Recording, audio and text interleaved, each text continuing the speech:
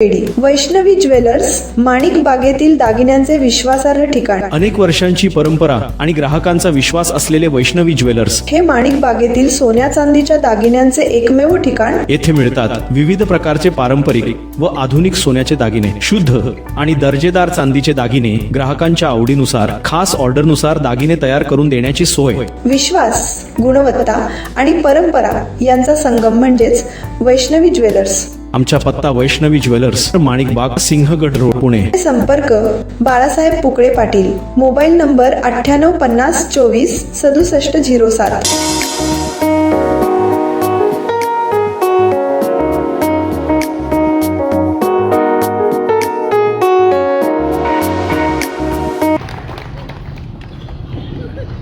महाराष्ट्राची कुलस्वामिनी आई तुळजाभवानी. माईकवरती जे आहेत त्यांनी थोडा आवाज वाढवा. हॅलो. महाराष्ट्राची कुलस्वामिनी आई तुळजाभवानी, हिंदवी स्वराज्य संस्थापक, बहुजन प्रतिपालक, कोळवाडी भूषण, रयतेचे राजे छत्रपति शिवाजी महाराज कि नब्ज मेरी देखी और बीमार लिख दिया, नब्ज मेरी देखी और बीमार लिख दिया, रोग हमारा उसने भगवे से प्यार लिख दिया. उम्र भर कर्जदार रहेंगे हम उस हकीम के, उम्र भर कर्जदार रहेंगे हम उस हकीम के जिसने दवा की जगह पर छत्रपति शिवाजी महाराज का नाम लिख दिया. छत्रपति शिवरायांना मानाचा मुजरा. स्त्री शिक्षणाचे जनक क्रांतिबा ज्योतिबा फुले, राजर्षी छत्रपती शाहू महाराज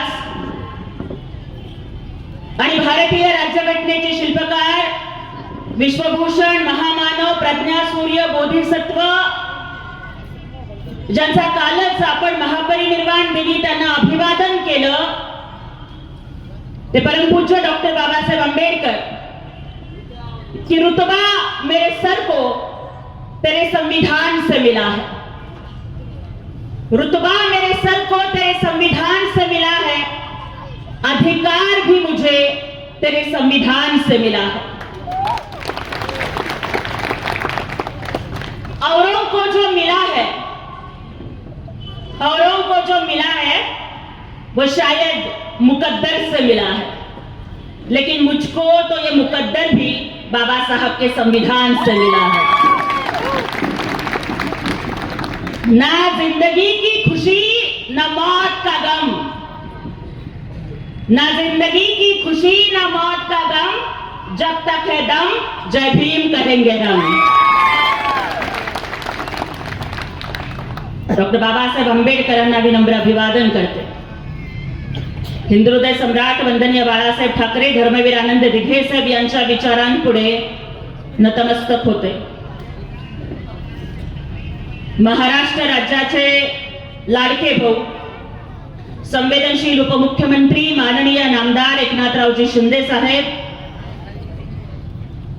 यांच्या नेतृत्वाखाली आज फलटण नगर परिषदेच्या साठी संपन्न होणाऱ्या या जाहीर सभेला उपस्थित असणाऱ्या आदरणीय श्रीमंत सुभद्रा राजे नाईक निंबाळकर, सन्माननीय माझे आमदार दीपकजी चव्हाण साहेब, माननीय श्रीमंत संजीव राजे नाईक निंबाळकर, आपल्या नगराध्यक्ष पदाचे उमेदवार ॲडव्होकेट अनिकेत राजे नाईक निंबाळकर, शिवसेनेचे जिल्हा प्रमुख चंद्रकांतजी दादा जाधव, महिला जिल्हा प्रमुख आदरणीय शारदाताई जाधव, जिल्हा समन्वयक विराज भैया खराडे, तालुका संघटक विजयजी मासने आणि महिला तालुका प्रमुख गायकवाड ताई, मंचावर उपस्थित असणारे सर्व मान्यवर, समोर उपस्थित असणारे सर्व पत्रकार बांधव, सगळ्या लाडक्या बहिणींनो, भावांनो आणि चोरून लपून ऐकून रेकॉर्डिंग करणाऱ्या विरोधकांच्या बगलबच्चांनो,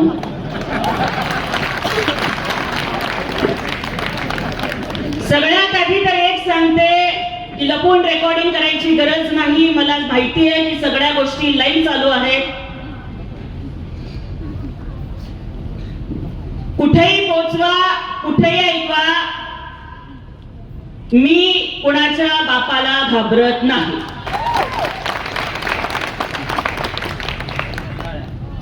कारण मी कधीच खोटं बोलत नाही. मी कधीच चुकीची बाजू उचलून धरत नाही आणि मी कुणालाच घाबरत नाही. कारण दुश्मन भी मुझसे डरे, जो टकराए वो मरे. अरे चीरती हूँ दुश्मन का सीना, मैं वो गोली हूँ, भीमराज की बेटी, मैं जय भीम वाली हूँ. त्यामुळे जे बोलायचं ते बरं बोलायचं नाही तर खरं बोलायचं, छाती ठोकपणे बोलायचं, कुठल्याही गोष्टीला न घाबरता बोलायचं, हा माझा स्वभाव आहे. आणि त्यामुळेच मला आज या ठिकाणी सांगावंसं वाटतंय, इतर सगळ्या नगरपालिका नगर परिषदांच्या निवडणुका रस्ते, पाणी, गटर, वॉटर मीटर साठी होत असतील, परंतु आपल्या फलटण नगर परिषदेची निवडणूक ही अत्यंत वेगळी आहे. ही फक्त रस्त्यासाठी, लाईटसाठी, गटरसाठी, वॉटरसाठी, मीटरसाठीची निवडणूक नाहीये, तर ही सत्य आणि असत्याची लढाई आहे. ही एका बाजूला दडपशाही आणि दुसऱ्या बाजूला लोकशाहीची निवडणूक आहे. आणि एका बाजूला सत्ता आणि संपत्ती याचा माज. एका बाजूला सत्ता आणि संपत्ती आणि दुसऱ्या बाजूला फलटणची मालोजी राजांनी रुजवलेली संस्कृती याचा संघर्ष. काहीही बोलण्याच्या आधी या फलटणच्या मातीला नतमस्तक होते. का माहितीये, 40 दिवस औरंगजेबानी हाल हाल करून मारलं तरी सुद्धा न झुकणाऱ्या, न वाकणाऱ्या सिंहाच्या छाव्याचं, स्वराज्याचे धाकले धनी शंभूराजांचं आजोळ आहे ना फलटण.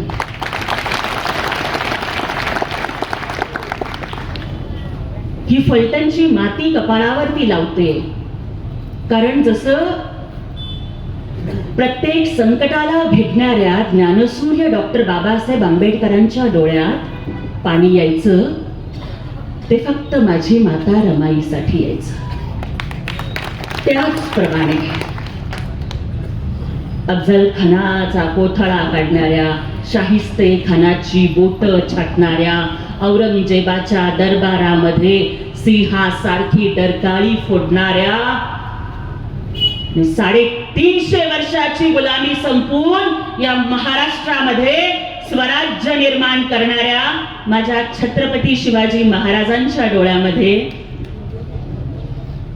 त्यांच्या डोळ्यात जर पाणी येत असेल आणि काळजात जर कधी कळ आली असेल तर ती महाराणी सईबाईंच्यासाठी.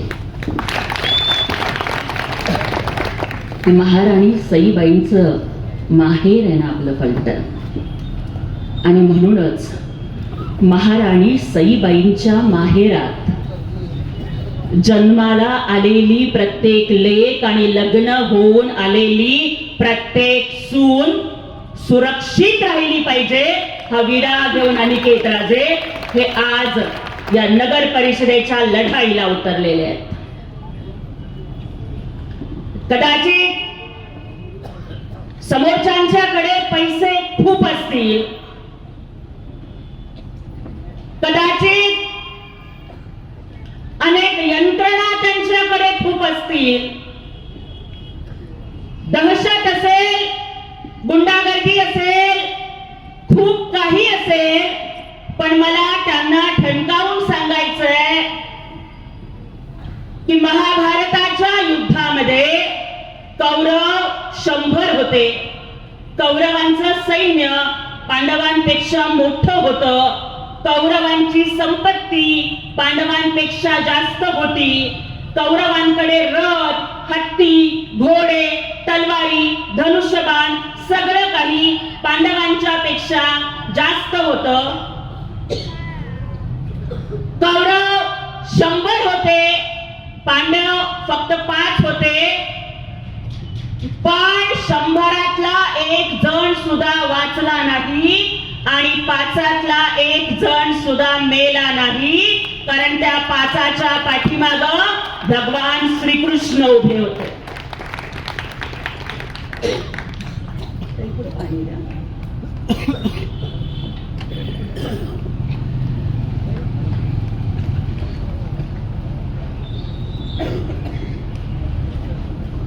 अगदी त्याच पद्धतीनं आजच्या या लढाईमध्ये ऍडव्होकेट अनिकेत राजेंच्या पाठीशी जसा पांडवांच्या पाठीशी श्रीकृष्ण उभे होते, त्याच पद्धतीनं महाराष्ट्राचे उपमुख्यमंत्री एकनाथजी शिंदे साहेब उभे आहेत. आणि ज्यांचा हात एकनाथ शिंदे साहेब धरतात ना, त्यांना जन्मात कुणाचे पाय धरायची वेळ येत नाही. एवढं स्वाभिमानी नेतृत्व एकनाथ शिंदे साहेबांचं. मी येताना बरेच डिजिटल बघितले. अनेक पक्षांची युती आहे, सगळे एका बाजूला आणि आपण एका बाजूला अशी परिस्थिती आहे.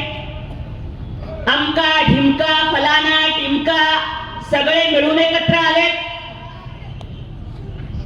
आणि आम्ही एका बाजूला आहोत. काही हरकत नाही, तुम्ही कितीही एकत्र आलेला असला तर मला रजनीकांतच्या शिवाजी द बॉस चित्रपटामधला एक डायलॉग या ठिकाणी आठवतो की मुन्ना, झुंड में तो सुअर आते हैं, शेर अकेला आता है. आणि एकनाथजी शिंदे साहेब नावाच्या ढाण्या वाघाची सभा या फलटण मध्ये झाली आहे. आपण सगळ्यांनी ती ऐकली आहे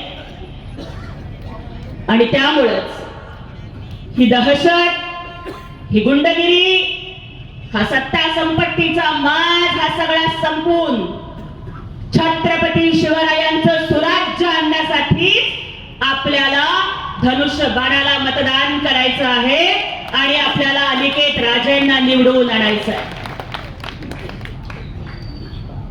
एकदा एक गल्ली होती, त्या गल्लीमध्ये लोक जायला घाबरायचे, कारण अलीकडे आपण बघतो की भटक्या कुत्र्यांची पैदास खूप वाढलेली आहे. चांगली माणसं कुत्री मागे लागली की नको म्हणतात त्या गल्लीमध्ये जायला. कुत्री चावतील, रेबीजचं इंजेक्शन घ्यावं लागेल म्हणून त्या 50 भटक्या कुत्र्यांच्या दहशतीला घाबरून त्या गल्लीत कुणीच जात नव्हतं. पण एकदा मात्र जंगलचा राजा वाघ त्या गल्लीतून चालला आणि कुत्र्यांना भुंकायचं पण न सुधारता त्यांना पळ काढावा लागला, कारण कुत्र्यांची कितीही फौज असली तरी एकटा वाघ त्यांना भारी पडत असतो. कुणी कितीही वाईट असेल, कुणी येऊन धमक्या देत असतील, कुणी येऊन पैशांचा आमिष दाखवत असतील, खोट्या केसेस करण्याची भीती दाखवत असतील, त्यांना एकच उत्तर द्या. केजीएफ पिक्चर बघितला ना, केजीएफ रॉकी भाई काय म्हणतो, इफ यू आर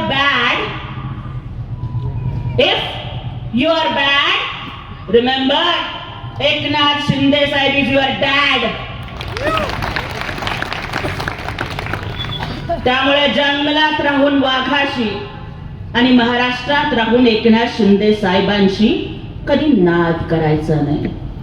की हे फलटण आहे भावा, इथं वाद नाही करायचा. हे फलटण आहे भावा, इथं वाद नाही करायचा. आणि लक्षात ठेव, आमच्या ठाण्याच्या दाढीचा कधी नाद नाही करायचा. काही नाही, फक्त दाढीवर असा एक हात फिरवला ना तर या महाराष्ट्राची सत्ता उलथी पालथी झाली होती. आणि त्यामुळं एकनाथ शिंदे साहेब नावाचा वाघ ज्यांच्या पाठीशी आहे ते अनिकेत राजे हेच आपल्या फलटणला न्याय देऊ शकतात, सुरक्षित वातावरण देऊ शकतात, विकासाचा रथ पुढे चालू ठेवू शकतात. खरं तर हा निवडणुकीचा मुद्दा नाहीये, परंतु काही दिवसांच्या पूर्वी आपल्या फलटण मध्ये जे एका डॉक्टर ताईची आत्महत्या झाली, आपल्याला सगळ्यांना त्या गोष्टी माहिती आहे. पेन कसा सापडला नाही, हातावरच का सुसाईड नोट लिहावी लागली.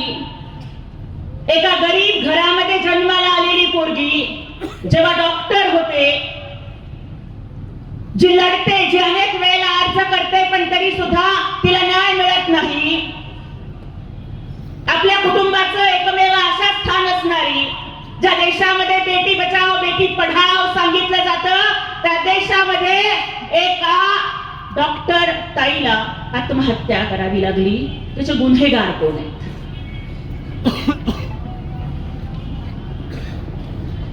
कुठल्याच तपासणीला सामोरं न जाता क्लीन चिट का दिली जाते? आज सुद्धा या महाराष्ट्रात, जो महाराष्ट्र शिवछत्रपतींचा महाराष्ट्र आहे, ज्या महाराष्ट्रात एका सर्वसामान्य स्त्रीच्या अप्रूवरती हात घातला म्हणून छत्रपती शिवाजी महाराजांनी रांझाच्या पाटलाचे हातपाय तोडले होते, चौरंग केला होता, त्या शिवरायांच्या महाराष्ट्रात आज सुद्धा एका डॉक्टर ताईला आत्महत्या करावी लागते. आणि मेल्यानंतर सुद्धा तिला न्याय न देता परत पुन्हा तिच्या चारित्र्याचा अपमान केला जातो. मेल्यानंतर सुद्धा तिला पुन्हा पुन्हा मारलं जातं. ही दहशत तुम्ही संपवणार आहात का नाही, हा प्रश्न विचारायला खास सोलापूरवरून इथं आली. मी बोलले नाही, पण माझे पत्रकार बांधव इथे आहेत. अत्यंत जबाबदारीनं एक गौप्यस्फोट करू इच्छिते. ज्या वेळेला हे प्रकरण घडलं आणि अनेक आरोप प्रत्यारोप पत्रकार परिषदा होत होत्या, अनेक महिला नेत्या बोलत होत्या, त्यावेळेस इथल्या काही लोकांनी हस्ते परहस्ते माझ्यापर्यंत निरोप पोहोचवले होते. मला आणि दुर्दैव वाटतं, त्यातली निरोप पोहोचवणारी काही माणसं आमच्याच पक्षाची होती. आणि ते मला विचारलं की ताई तुम्ही बोलाल का बाजूने, काय हवं ते पोचतं करून. आणि खरं सांगते, डॉक्टर बाबासाहेब आंबेडकरांच्या संविधानाची शपथ घेऊन सांगते, मला सांगितलं गेलं की काय हवं ते देऊ, पण येऊन घेणार का पत्रकार परिषद, बोलाल का आमच्या बाजूनं.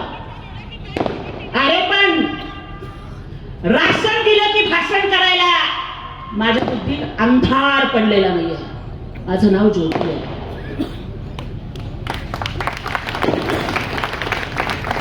पाकिट दिलं की जाकीट चढवायला मी माझं इमान विकून खाल्लेलं नाहीये. आणि मी त्यांना सांगितलं की महिला अत्याचाराच्या प्रकरणात मी अशा पद्धतीनं बोलणार नाही.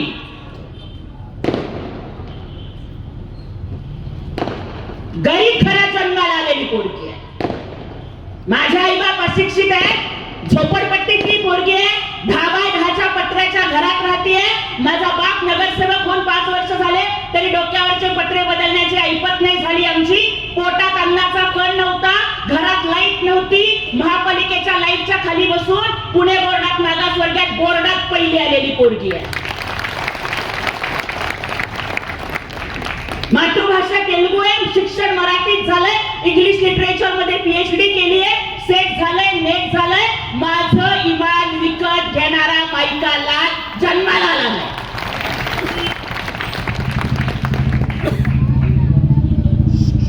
मालेगावची घटना घडली, तिथे गेले होते. त्या आईचं सांत्वन कुठल्या शब्दात करावं कळत नव्हतं. राजकीय भाषण नाही करायचं, काही खड्ड्यात गेलं राजकारण. कुठल्याही राजकीय पक्षाची पदाधिकारी असण्याच्या आधी मी एक बाई आहे आणि मी एक आई आहे.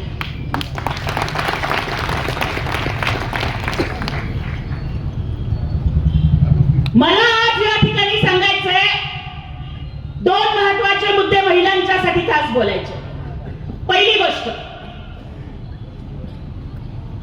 बदलापूरमध्ये ज्या वेळेला असा प्रकार घडला, चिमुरड्यांच्यावरती अत्याचार झाला, दिसेल तिथे ठोकण्याचं काम लाडक्या भावाच्या काळात झालं. ते होतं छत्रपती शासन. मालेगाव मध्ये गेले, तिथल्या महिला रडत होत्या आणि आम्हाला म्हणत होत्या, आरोपीला 5 मिनिटं आमच्या ताब्यात द्या, त्या लहानगीला जसं ठेचून मारलं ना तसं आम्ही त्याला ठेचून मारू. आज मला प्रश्न विचारायचा आहे. चला, संपदा ताई, डॉक्टर ताई आमची जी होती, मला माहिती आहे नाव घ्यायचं नाही, अनवधानानं नाव आलं, जी आमची डॉक्टर ताई होती, ती आमची डॉक्टर ताई, तिला तुम्ही 9 महिने पोटात नसेल वाढवलं, तिला तुम्ही जन्म दिला नसेल, मी तिची कदाचित बहीण नसेल, तुम्ही तिची आई नसाल. मला प्रश्नाचं उत्तर द्या, ज्या दिवशी ही घटना घडली, महाराष्ट्राच्या डोळ्यात पाणी आलं, तुमच्या डोळ्यात पाणी आलं का नाही आलं? एक आई म्हणून तुमचं काळीज तुटलं का नाही तुटलं?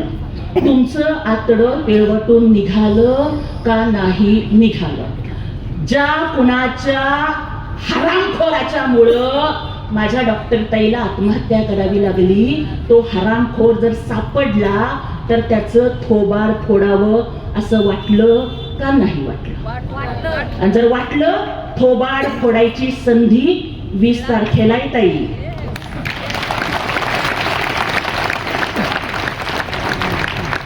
वीस तारखेला फोडायचंय थोबाड. कसं फोडायचं? डॉक्टर बाबासाहेब आंबेडकर सांगतात ना की रक्ताचा एक थेंब सुद्धा न सांडता क्रांती करण्याचं साधन मी तुम्हाला मतदानाच्या माध्यमातून दिलंय.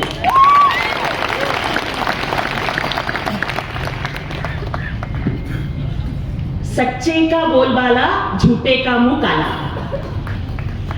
मग डॉक्टर ताईच्या प्रकरणात ज्या पीएचं नाव आलं, डॉक्टर ताईच्या प्रकरणामध्ये ज्या माणसाची चौकशी चालू आहे, त्या पीएला आजच्या नगर परिषदेमध्ये ज्यांनी उमेदवारी दिलेली आहे, उनका मुंह काला करेंगे या नाही करेंगे हे विचारायला आले. आणि आणखीन राजकारणाच्या पलीकडे जाऊन ताई तुम्हाला एक सांगते.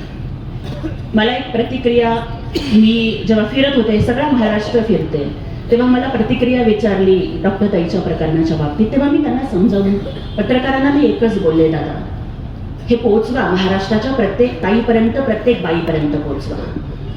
मी त्यांना म्हणलं की घडलेली घटना वाईट आहे, लोक येतात, पत्रकार परिषदा करतात, राजकारणाच्या पोळ्या भाजून घेतात, पण मला आज महाराष्ट्राच्या प्रत्येक महिलेला सांगायचंय, जर कुठला हरामखोर तुमच्यावर अत्याचार करत असेल, जर कुठला नराधम तुम्हाला त्रास देत असेल, फासाचा दोर जवळ नको करू, कुठली विहीर जवळ करू नको, रेल्वेचा ट्रॅक जवळ करू नको. शक्य झालं तर मासाहेब जिजाऊंच्या हातातली तलवार घे,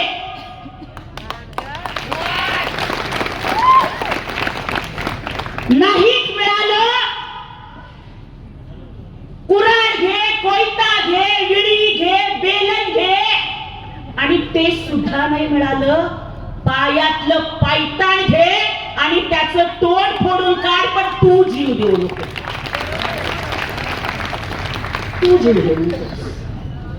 अशा कुठल्याही हरामखोरासाठी तू स्वतःचा जीव द्यावा आणि इतरांनी पत्रकार परिषदा घेऊन त्या मृत्यूच्या चितेच्या आगीवरती स्वतःच्या राजकारणाची पोळी भाजावी, इतका ताई तुझा जीव स्वस्त नाही झाला.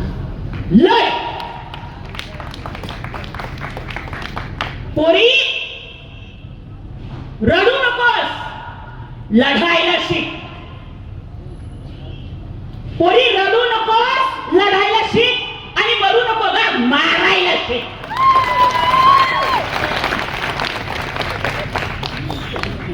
म्हणजे असं झालं पाहिजे कि मैंने तुझे छेड़ा अबला समझकर, मैंने तुझे छेड़ा अबला समझकर और तूने मुझे पीटा तबला समझकर, असा अनुभव यायला पाहिजे. जिजाऊंनी तेच सांगितलं, सावित्रीमाईंनी तेच सांगितलं, अहिल्यादेवींनी तेच सांगितलं. रमाईने ते शिकवलं. आणि त्यामुळे जो संताप आहे, तो राग आहे, जो आक्रोश आहे, तो संवैधानिक पद्धतीनं मतपेटीतून बाहेर पडू द्यात. आम्ही बाबासाहेबांची लेकरं, आम्ही कायद्याचा सन्मान करतो, आम्ही कायदा मोडत नाही, आम्ही कायद्याच्याच मार्गाने क्रांती करून दाखवणार. क्योंकि मेरे भीम ने जब आंखें खोली तो हर कोई इंसान बन गया. मेरे भीम ने जब कलम खोली तो इस देश का संविधान बन गया. और उसी संविधान की वजह से चाय वाला पंतप्रधान और रिक्शा वाला मुख्यमंत्री बन गया. ते संविधान हातात घेऊन लढणार आणि त्या संविधानाने दिलेला अधिकार मतदानाचा घेऊन लढणार. काही दिवसापूर्वी म्हणे त्या लोकांनी रावणाचा चेहरा तयार केला म्हणे, बरोबर आहे का? माझे त्या रावणाचे 10 चेहऱ्यांचे 10 चेहरे लावले होते, आता ती सगळी लोक त्यांच्याकडेच गेलेली आहेत. मग आता खरा रावण कोण हे त्यांनाच कळालं. बरोबर आहे, राम इकडे आहे आणि रावण तिकडे आहे. पण खरं मला तर आज रामराजे इथे नाही आहेत, पण आणि ते खूप ज्येष्ठ नेते आहेत. मी या परिवाराचा खूप आदर करते, कारण आता खरं तर स्वर्गीय मालोजी राजांच्या बद्दल जरी बोलायचं म्हटलं तरी वेळ पुरणार नाही, तेवढा वेळ आपल्याकडे नाहीये. कमी ओव्हरमध्ये जास्त रन करायचे आहेत मला. पण मालोजी राजांच्या बद्दल कृतज्ञता व्यक्त करते की या छत्रपती घराण्यानं कधी जातपात नाही पाळली. त्यांनी कायम सर्व धर्म समभाव पाळला. म्हणजे देश स्वतंत्र झाल्यानंतर 65 लाखाचा खजिना घेऊन आपलं संस्थान स्वतंत्र भारतामध्ये विलीन करण्याचा मोठेपणा दाखवणारं हे घराणं आहे. कोयना धरण असेल, प्रतापगडावरती छत्रपती शिवाजी महाराजांचा पुतळा असेल, त्या पुतळ्याच्या अनावरणाला देशाचे पंतप्रधान नेहरूंना बोलावणं असेल आणि तिथे बोलावून संयुक्त महाराष्ट्रासाठी नेहरूंचं मतपरिवर्तन करणं असेल, या सगळ्या गोष्टी या घराण्यानं केल्या. प्रचंड आदर ठेवते, पण मला एकच वाटतं की बघा, आदरणीय आपले नेते रामराजे नाईक निंबाळकर यांचं नाव राम राजे आहे. आणि मला सांगा, जेव्हा प्रभू राम राजे झाले होते तेव्हा त्यांच्या हातात काय होतं? बरोबर आहे ना? धनुष्यबाण रामाचा आणि राम धनुष्यबाणाचा. हे तर समीकरण आधीपासून होतं, तुम्ही थोडा उशीर केला.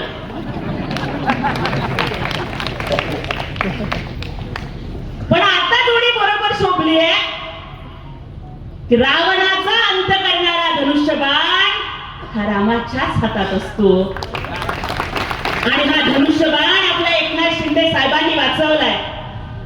मी परवाची एकनाथ शिंदे साहेबांची सभा बघितली, आदरणीय श्रीमंत संजीव राजांचं भाषण बघितलं. त्याच्यामध्ये ते सांगत होते की काहीतरी विरोधक आपले उमेदवारांना काहीतरी पप्पू बिप्पू म्हणतात म्हणे, बरोबर आहे का? बरं का ते पप्पू म्हणतात ना? बरं दादा मला सांगा, इथं पप्पू आपण कोणाला म्हणतो? छोट्या बाळाला म्हणतो, निरागसला म्हणतो, ज्याच्या मनात कुठलं पाप नाहीये त्याला म्हणतो, बरोबर आहे? बरोबर आहे. ज्याच्या मनात कुठलं पाप नाहीये त्याला आपण पप्पू म्हणतो. पत्रकार बांधवांनो, पोचवा माझं वाक्य.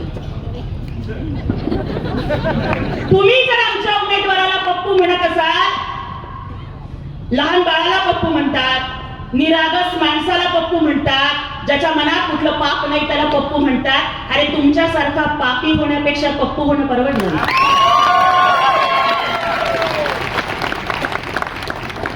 त्याच्या पुढचं सांगते, इथं थांबत नाही, त्याच्या पुढचं सांगते. तुम्ही पप्पू म्हणताय, हो विरोधक पप्पू म्हणतात, पण 20 तारखेला फलटणची जनता दाखवून देतील की ऍडव्होकेट अनिकेत राजे पप्पू आहे का तुमचे पप्पा आहेत ते.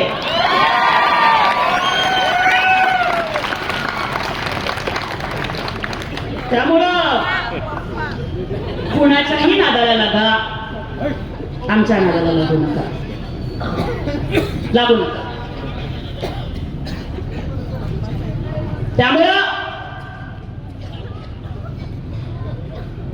एकच गोष्ट मला या ठिकाणी सांगायची आहे. इथला SRA प्रकल्प जो मला या ठिकाणी सांगितला गेला की अनेकांची घरं झोपडपट्ट्यांमध्ये आहेत, अनेकांची घरं गावावर नाहीयेत, आणि ती हक्काची घरं जर आपल्याला मिळवून द्यायची असतील तर गृहनिर्माण खातं हे माननीय एकनाथजी शिंदे साहेबांच्याकडे आहे. त्यामुळे प्रत्येकाला हक्काचं घर मिळणार हा शब्द एकनाथ एकनाथ शिंदे साहेबांनी दिला. परवाच्या सभेमध्ये आपण बघितलं, हॉस्पिटलचा प्रश्न होता. एकनाथ शिंदे साहेबांनी आरोग्य मंत्र्यांना फोन केला. MIDCचा किंवा उद्योगांचा प्रश्न होता, उद्योग मंत्र्यांना साहेबांनी फोन केला. आहे का कोणामध्ये तरी डेअरिंग? लाखो लोकांच्या पुढे थेट फोन लावून बोलायची. अरे तुमची सगळी ताकद आणि एकनाथ शिंदे साहेबांचा एकच कॉल आणि प्रॉब्लेम सॉल्व. हे एकनाथ शिंदे साहेबांच्या कामाची स्टाईल आहे. त्यामुळे जे जे शब्द आदरणीय साहेबांनी इथे दिलेले आहेत, मग SRAचा असेल, घरांचा असेल, रस्त्याचा असेल, पाण्याचा असेल, रोजगाराचा असेल, हॉस्पिटलचा असेल, ते सगळे शब्द साहेब पूर्ण करणार. कारण एकनाथ शिंदे साहेब नेहमी म्हणतात की एक बार जो मैंने कमिटमेंट कर दी तो मैं अपने आप की भी नहीं सुनता. आज आम्हाला अभिमान वाटतो की आम्ही आदरणीय एकनाथजी शिंदे साहेबांसारख्या नेत्यासाठी काम करतोय, की जे महाराष्ट्राचे मुख्यमंत्री झाले. याच्या आधी कोणी 2दा मुख्यमंत्री झालं, कोणी 3दा मुख्यमंत्री झालं, कोणी 4दा मुख्यमंत्री झाले. त्यांनी फक्त स्वतःच्या सख्या बहिणीला किंवा चुलत बहिणीला लाडकी बहीण म्हणलं असेल. ताई बायकात आपण नवऱ्यानं 10,000 हातात ठेवले तरी भावानं दिलेली 100 रुपयाची ओवाळी गोड लागते आपल्याला. कारण सासरच्या माडीपेक्षा माहेरची साडी आम्हाला गोड लागते. पण आजकाल परिस्थिती अशी आली, दादा वाईट वाटून घेऊ नका, पण राखी बांधल्यावर सख्खा भाऊ सुद्धा 100च्या ऐवजी 500ची नोट टाकताना लाडकी बायको बघत नाही ना हे बघतो.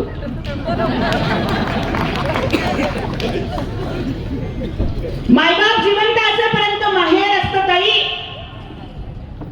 मायबाप जिवंत असेपर्यंत वर्षातनं एकदा तरी माहेरची साडी येते. आणि आम्हा बायकांचं हे सुदैव का दुर्दैव की सासरी कितीही श्रीमंती असली तरी आम्हाला तिरडीवर सुद्धा जायचंय. दादा तुमची माहेरची साडी घालून तिरडीवर जायचंय.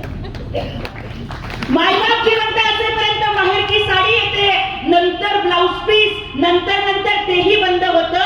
मग आम्हीच कुठंतरी साखरेच्या डब्यात पैसे साठवतो. रक्षाबंधनला कुणालाच न कळता आम्ही बाजारात जाऊन साडी विकत आणतो आणि सासरी माहेरचा मान राखण्यासाठी म्हणतो, माझ्या भावानं पाठवली बर का साडी, चांगली आहे ना. हे आम्हा येड्या बहिणीची येडी ही माया. आम्हाला येड्या गरीब बहिणींची माया कोण समजून घेतली? या आम्हा गरीब बहिणींची माया समजावून घेणारा रक्ताचं नातं नाही, चुलत नाही, मावस नाही, लांबचं नाही, दूरचं नाही, जातीचं नाही, पातीचं नाही, तरी सुद्धा आम्हाला लाडकी बहीण म्हणणारा भाऊ आम्हाला भेटला. त्यांचं नाव एकनाथ शिंदे साहेब. सख्खा भाऊ 2 वेळेला ओवाळणी देतो. हा भाऊ वर्षातून 12 वेळेला प्रत्येक महिन्याला ओवाळणी देतो. आतापर्यंत प्रत्येक लाडक्या बहिणीच्या खात्यात 24,000 जमा झालेले आहेत. 2 महिन्याचे पैसे जमा होतील. कुणीही लाडकी बहीण योजना बंद करायचा प्रयत्न केला, काळजी करू नका. जोपर्यंत तुमचा लाडका भाऊ आहे तोपर्यंत कुणाच्या बापाच्या दम नाही लाडकी बहीण योजना बंद करण्याचा. आतापर्यंतच्या वर्षभरामध्ये काही ओवाळणी किती झाली असेल? एका वर्षात 2,47,00,000 महिलांना एका वर्षात दादा 45,000 कोटी रुपये थेट त्यांच्या खात्यावर जमा झाले. हा सन्मान तुमचा आहे. आमच्या शारदाताईंनी सांगितलं अनेक योजना, परत बोलत बसून वेळ नाही वाया घालवणार. आदरणीय राजेंचंही आपल्याला ऐकायचंय. पण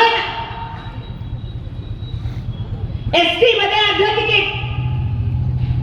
आधी बाजाराला जायचं असेल तर आमचे दाजी लाडक्या बहिणीला म्हणायचे तू बस मी जाऊन येतो. आता दाजी म्हणल्यावर लाडकी बहीण म्हणती तुम्ही गेल्यावर डबल खर्च येतो, मी गेल्यावर अर्धा तिकीटात भागता या, मी जाऊन येते तुम्ही बसा. आधी गजरा जरी घ्यायचा असेल, काही जरी घ्यायचं असेल, दाजी पुढे हात पसरवून वापरावा लागायचा. आता लाडक्या बहिणीचे पैसे आले की दाजीच म्हणतो तुझं लाडक्या बहिणीचे पैसे आलेत ना जरा दे की पेट्रोलला पैसे. कितीतरी बहिणींची खाती नव्हती बँकेमध्ये, त्यांची खाती जमा झाली, त्यांची खाती उघडण्यात आली, ओटीपी काय कळायला लागलं. आणि खरं सांगते पहिल्या वेळेस पोरगी पसंत आहे हा निरोप आल्यावर जेवढा आनंद झाला नाही ना त्याच्यापेक्षा जास्त आनंद लाडक्या बहिणीचे पैसे जमा झाले हा मेसेज आल्यावर. का माहितीये का दादा, लोकांना वाटेल की 1500 रुपये तर आहे, 1500 रुपये तर आहे. पण तुम्हाला माहितीये आमच्या बायकांची परिस्थिती काय असते. आम्ही माहेरी जन्माला येतो ना, माहेरी म्हणतात की तू परक्या घरात जाणार आहेस, तू परकी आहेस. सासरी गेलो की सासरी म्हणतात तू परक्या घरातनं आलेली आहेस, तू परकी आहेस. आमचं कुठं काय आहे कि लोग कहते हैं कि औरत का कोई घर नहीं होता, मैं कहती हूं कि औरत के बिना कोई घर नहीं होता. माहेरी म्हणतात माहेर परक आहे, सासरी म्हणतात सासर परक आहे.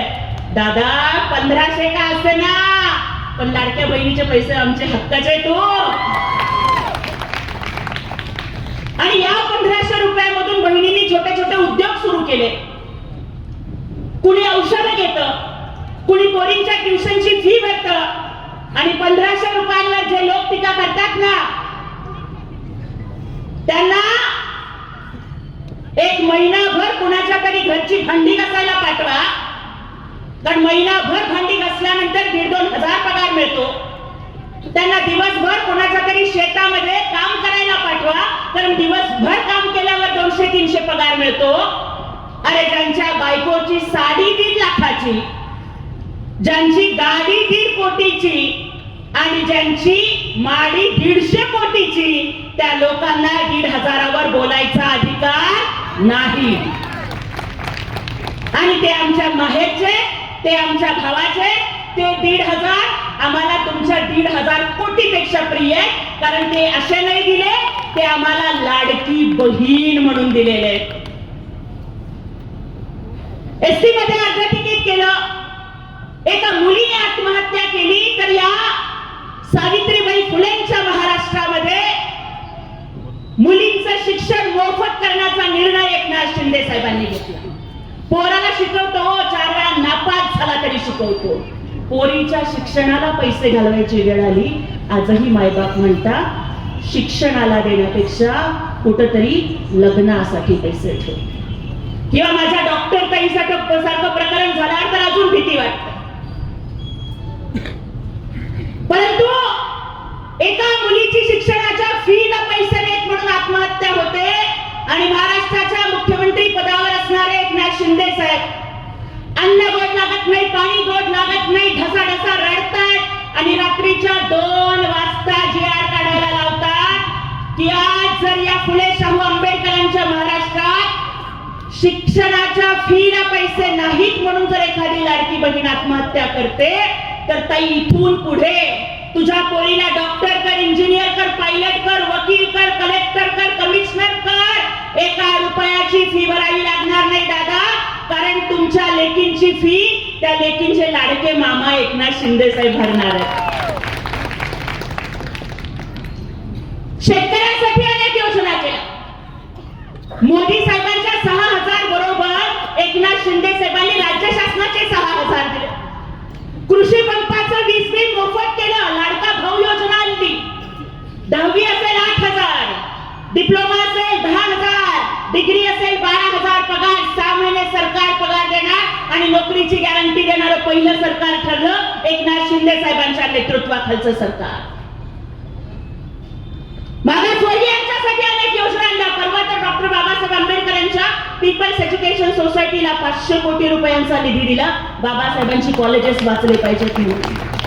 आणि त्याही पेक्षा महत्वाचं ताई, एक बाई म्हणून जे महत्वाचं वाटतं, जे शारदा ताईंनी सांगितलं, जे प्रत्येक भाषणात मी सांगते, ती पुन्हा इथे रिपीट करते, फलटणच्या भूमीवर रिपीट करते. सगळ्यात महत्वाचा कायदा माझ्या दृष्टीनं काय वाटतो, बायकांचं जगणं, बायकांच्या जगण्याची व्यथा आहे काय कि मांग मेरी लेकिन सिंदूर तुम्हारे नाम का, मांग मेरी लेकिन सिंदूर तुम्हारे नाम का, माथा मेरा लेकिन कुमकुम तुम्हारे नाम का, गला मेरा लेकिन मंगलसूत्र मंगलसूत्र तुम्हारे नाम का, हाथ मेरे लेकिन कंगन तुम्हारे नाम के, पाँव मेरे लेकिन पायल तुम्हारे नाम की, पाँव की उंगलियां मेरी लेकिन बिछुए तुम्हारे नाम के। इतना ही क्या, कोख मेरी, खून मेरा, दूध मेरा, लेकिन फिर भी बच्चा बाप के नाम का। इतना तो बता दो कि इस पूरी जिंदगी में क्या है हमारे नाम का। दादा, ज्या आईनं तुम्हाला जवळ घेतलं असेल, ज्या आईनं तुम्हाला अमृतासारखं दूध पाजलं असेल, ज्या आईनं तुमचं दुखणं खुपणं काढलं असेल, त्या आईचं नाव तुम्हाला सरकारी कागदावर लावता येत नव्हतं। ताई, ह्या जगामधली सगळ्यात मोठी डिग्री PhD नाहीये, IAS नाहीये, IPS नाहीये, ह्या जगामधली सगळ्यात मोठी डिग्री आई आहे। कारण ती डिग्री मिळवण्यासाठी जीव पणाला लावावा लागतो। ती डिग्री मिळवण्यासाठी 9 महिने 9 दिवस लेकराचं गोड ओझं सहन करावं लागतं। ती डिग्री मिळवण्यासाठी मरणाच्या पेक्षा सुद्धा भयानक अशा यातना सोसाव्या लागतात, पण त्या आईचं नाव कुठल्याच कागदावर लागत नव्हतं। आणि आम्हा यांना वाटायचं की ठीक आहे, आम्ही गेल्यानंतर कमीत कमी सही करताना किंवा सरकारी कागदावर फॉर्म भरताना तरी माझं पोरग किंवा पोरगी माझं नाव लिहिताना तरी माझी आठवण काढेल, तेवढंही आमच्या नशिबात नव्हतं। जिजाऊ होते म्हणून शिवाजी महाराज घडले। सावित्रीबाईंनी ज्योतिबांना साथ दिली। माता रमाई बाबासाहेबांच्या पाठीशी खंबीरपणे उभ्या राहिल्या, पण या महाराष्ट्रात मातृत्वाचा सन्मान होत नव्हता।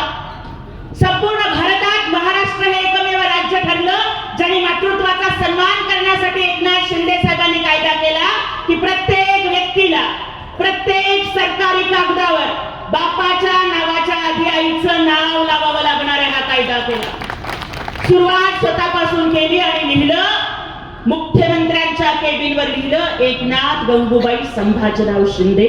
हा सन्मान जिजाऊच्या मातृत्वाचा होता, हा सन्मान अहिल्यादेवींच्या मातृत्वाचा होता, सावित्रीच्या मातृत्वाचा होता, रमाईच्या मातृत्वाचा होता। मग आज अशी व्यक्ती जी 18-18, 20-20 तास काम करते, मुख्यमंत्री असताना मुख्यमंत्री वैद्यकीय सहायता निधीसाठी 450 कोटी रुपये वाटून जरी हजारो रुग्णांचे प्राण वाचवले असा दाखला एखादा मुख्यमंत्री। सगळे मुख्यमंत्री आषाढी एकादशीला पांडुरंगाची पूजा करायला जातात, VIP पूजा करायला, पण दाखवा असा मुख्यमंत्री जो आषाढी एकादशीच्या आधी पंढरपुरात जाऊन वारकऱ्यांच्या साठी उभ्या केलेल्या शौचालयात पाणी येतंय का नाही, दवाखाने आहेत का नाही, रस्ते स्वच्छ आहेत का नाही, हे VIP पूजेच्या आधी जाऊन तपासणी करणारा मुख्यमंत्री दाखवा मला। पहाटेच्या 3 वाजता गेलं तरी काम करणारा मुख्यमंत्री दाखवा मला। मुख्यमंत्री सहायता निधीचा फॉर्म समोर आल्यावर सलाईंची सुई बाजूला काढून ठेवून मी सही करायला उशीर केला आणि मदत पोहोचायला उशीर झाला तर एखाद्याचा जीव जाईल म्हणून सलाईंची सुई बाजूला काढून ठेवून थरथरत्या हातानं मुख्यमंत्री वैद्यकीय सहायता निधीच्या फॉर्मवर सही करणारा मुख्यमंत्री दाखवा मला। समोर कार्यकर्त्यांनी जर निवेदन दिलं आणि टेबल नसला तर त्या कार्यकर्त्याच्याच पाठीचा टेबल करून त्याच्या पाठीवर कागद ठेवून सही करणारा मुख्यमंत्री दाखवा मला। मी मुख्यमंत्री असलो तरी कार्यकर्ता आहे, मी CM म्हणजे कॉमन मॅन आहे आणि आता DCM म्हणजे डेडिकेटेड टू कॉमन मॅन आहे असं म्हणत कुठलाही प्रोटोकॉल न ठेवता आलेल्या प्रत्येकाला भेटणारा उपमुख्यमंत्री तरी दाखवा मला। लक्षात ठेवा, फूल तो बहुत देखे हैं, कोई गुलाब नहीं देखा। फूल तो कई देखे हैं, कोई गुलाब नहीं देखा। आसमान में तारे सितारे बहुत देखे, दूसरा चांद नहीं देखा। इस राजनीति में हमने धनवान तो कई देखे, पहलवान भी कई देखे, बलवान भी कई देखे, लेकिन एकनाथ जी शिंदे साहब जैसा दयावान नहीं देखा। गोर गरिबांच्या साठी मनात दया बुद्धी असणारा, करुणा असणारा हा नेता आहे, म्हणून आपल्याला त्यांच्या सोबत उभं राहायचं दादा। जातीच्या धर्माच्या नावावरून राजकारण करणारे अनेक सापडतील, पण एका बाजूला हिंदुत्वाचा अभिमान ठेवून दुसऱ्या बाजूला बुरख्यामधली 25 वर्षाची फरीन सादिक मकुबाई कोल्हापूरच्या सभेत 2 महिन्याचं लेकरू घेऊन येते आणि म्हणते की शिंदे साहब ये मेरी बेटी है, गरीब थे लगा था बेटी मर जाएगी, पैसे नहीं थे इलाज के लिए, अपने 3 लाख दिए, इस मुसलमान बहन की बच्ची बचाई, आपकी दुआ से बेटी बची, मैंने बेटी का नाम दुआ रखा है, असं बुरख्यातली मुस्लिम बहीण म्हणते. हे भाग्य कोणाला लाभलं?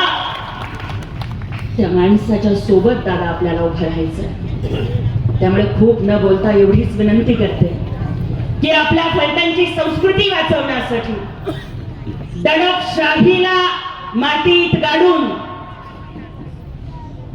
लोकशाही टिकवण्यासाठी येणाऱ्या 20 तारखेला धनुष्य बाणाच्या चिन्हासमोरचं आणि इतर चिन्ह छत्री आणि हात ही जी नगरसेवक पदाची चिन्ह आहे, टीव्ही पण आहे, त्यालाही आपण आमच्या पूर्ण पॅनलला निवडून द्यावं आणि नगराध्यक्ष पदासाठी अनिकेत राजेंना आपण सोबत उभं राहावं. आणि आणखीन एक सांगते जाता जाता, मला माहिती आहे आता मी जे काही सगळं बोलले, उद्यापासून कदाचित त्यांच्याकडे प्रचंड यंत्रणा आहे, IT सेल आहे, अमुक आहे, तमुक आहे, मला ट्रोलिंग चालू करतील, उद्या कदाचित काय काय खोटं नाटक फिरवतील. मी कुणाला भीक घालत नाही, सांगून ठेवते. जाता जाता एवढंच सांगते की ज्योति नाम का मतलब फ्लॉवर नहीं होता, फायर होता है, फायर. त्यामुळे तुमच्या ट्रोलिंगला, तुमच्या टीकेला, तुमच्या खोट्या नाट्या कुठल्याच गोष्टीला घाबरत नाही. जर गरीबाची लेख आहे म्हणून तुमचा IT सेल माझ्या मागे लावायचा असेल तर लावा, पण आज तुमच्याच गावात चौकात उभं राहून सांगते की तुम्ही कितीही कारस्थान करा, हम झुकेगा नाही साला. आणि आज जर आपल्याला वाटत असेल की जसं मी ताठ मानेनं बोलते झुकेगा नाही, कारण मला माहितीये की माझ्या पाठीशी माझे लाडके भाऊ एकनाथ शिंदे साहेब उभे आहेत. आणि आज अनिकेत दादा फलटण मधल्या प्रत्येक लाडक्या बहिणीच्या पाठीशी तुम्ही उभं राहणार आहात की उद्या या फलटणची लाडकी बहीण जसं आधी पहाटे मॉर्निंग वॉकला बाहेर पडायची, रात्री 11 वाजता सुद्धा बाहेर पडायची, आज भीतीमुळे दहशतीमुळे महिला बाहेर पडत नाहीयेत, अंधार पडला म्हणून लवकर घरी जात आहेत. ज्या दिवशी अनिकेत राजे नगराध्यक्ष होतील ना, त्या दिवशी गुलाल उधळायला या चौकात जमू, नाहीतर मालोजी राजांच्या पुतळ्याजवळ जमू आणि सगळ्या लाडक्या बहिणी मिळून सांगू झुकेगा नाही साला. त्यामुळे तो इतिहास आपण घडवा ही विनंती आपल्याला करते. धनुष्य बाणाला साथ द्या, एकनाथ शिंदे साहेबांना साथ द्या आणि अनिकेत राजांना आणि आमच्या पूर्ण पॅनलला मतदान करून निवडून आणा ही विनंती करून इथेच थांबते. जय हिंद, जय महाराष्ट्र, जय शिवराय, जय भीम. निवड तुमची स्वप्नातील सुंदर घराची आता साकारेल फलटण मधील श्रीराम सिटी मध्ये. जानुबाई प्रॉपर्टीज आणि विश्वकर्मा ग्रुप निर्मित कलेक्टर NA 2 आणि 4 गुंठ्यांचे ओपन बंगलो प्लॉट. फलटण नगरपालिका हद्दीत पाणी, ड्रेनेज व्यवस्था, स्ट्रीट लाईट, रस्ता आणि फलटण नगरीतील सर्वच मोक्याच्या ठिकाणांपासून काहीच मिनिटांच्या अंतरावर असणाऱ्या श्रीराम सिटी मध्ये आजच आपला प्लॉट बुक करा. तुमची आजची गुंतवणूक ठरेल भविष्याची नवी दिशा. संपर्क मोबाईल विनोद घाडगे 99 22 64 31 04. फलटण मधील जिंती पुलाच्या नजीक शेती शाळेच्या अगदी जवळच असणारे व्हेज नॉन व्हेज प्रेमींच्या अस्सल चवीचे विश्वसनीय ठिकाण विनोद घाडगे यांचे हॉटेल जानुबाई, जिथे आपणास मिळेल चिकन थाळी, मटन थाळी, मच्छी थाळी, अंडा थाळी तसेच व्हेज थाळी. विनोद घाडगे यांच्या हॉटेल जानुबाईला येऊन अस्सल चवीचा आनंद घ्या. पत्ता हॉटेल जानुबाई, जिंती पुलाच्या नजीक व शेती शाळेच्या अगदी जवळच, फलटण खुंटे रोड, फलटण. संपर्क मोबाईल 99 22 64 31 04.